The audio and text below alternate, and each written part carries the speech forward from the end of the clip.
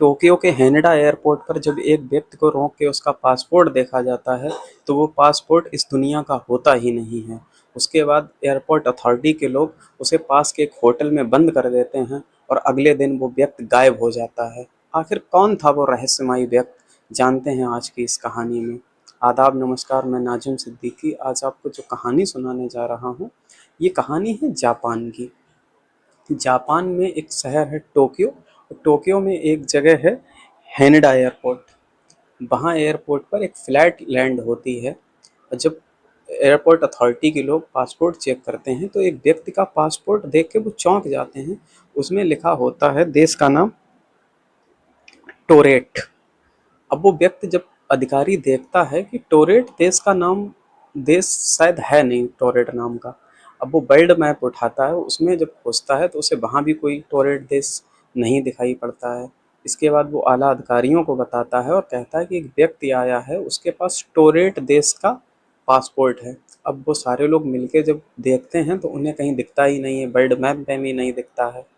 अब उससे पूछा जाता है कि तुम कौन से देश से आए हो, तो वो बताता है मैं तो टोरेट से आया हूँ और इससे पहले मैं यूरोप की कई सारी कंट्रियों की यात्रा करके आया हूँ। वो वहाँ के वीज़ा दिखाता है और बाकायदा वीज़ा ओरिजिनल होते हैं। अब उसके बाद एयरपोर्ट अथॉरिटी के लोग उससे पूछते हैं कि तुम टोक्यो में क्या करने आए हो, तो वो बताता है कि मैं यहाँ पर बिजनेस के सिलसिले में आया हूँ, मेरी एक कंपनी के साथ मीटिंग है और मुझे एक होटल में चेकिंग भी करना है। तो पुलिस वाले उससे कहते हैं कि चलो कोई नहीं, उसे एक पास के ही होटल होता है उसमें ठहरा देते हैं कड़ी सुरक्षा के बीच। अब पुलिस वाले जांच करते हैं उस कंपनी में जाके जिसका नाम उसने बताया है। अब कंपनी में जाके जब वो पूछताछ करते हैं तो कंपनी के लोग साफ मना कर देते हैं कि ऐसे किसी व्यक्ति के साथ या टोरेट देश के किसी भी व्यक्ति के साथ मेरी कोई मीटिंग नहीं है। उसके बाद पुलिस वाले पहुंचते हैं उस होटल में जहां उसे चेकिंग करना होता है। वहां जब जाके पूछताछ करते हैं तो होटल के लोग भी मना कर देते हैं कि हमारे पास ऐसे किसी व्यक्ति की बुकिंग नहीं है जो टोरेट देश का रहने वाला हो। उसके बाद पुलिस जांच करती रहती है। जब अगला दिन आता है तो उस होटल में जिसे ठहराया गया था व्यक्ति को, टोरेट देश के रहने वाले को, वो व्यक्ति रहस्यमयी रूप से गायब हो जाता है। जबकि कड़ी सुरक्षा थी उस होटल में उस व्यक्ति के लिए। जिस रूम में था उस रूम के बाहर भी सुरक्षा थी, होटल के बाहर सुरक्षा थी, लेकिन वो पता नहीं कैसे वो व्यक्ति उस होटल के रूम से रहस्यमयी तरीके से गायब हो जाता है। उसके बाद पुलिस अधिकारी भागे भागे जाते हैं एयरपोर्ट पर, एयरपोर्ट अथॉरिटी को ये बात बताते हैं।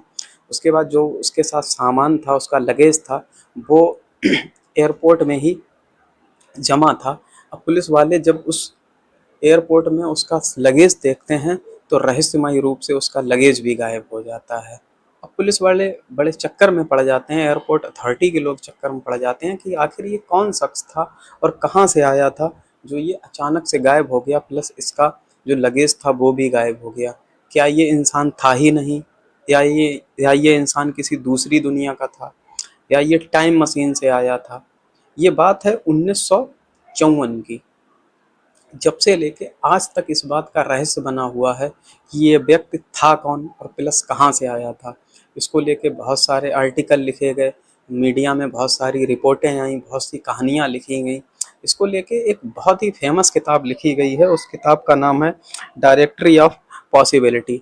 इस किताब में उस व्यक्ति के बारे में काफ़ी बारीकी से मेंशन किया गया है कि ये व्यक्ति कौन हो सकता है, क्या क्या हो सकता है।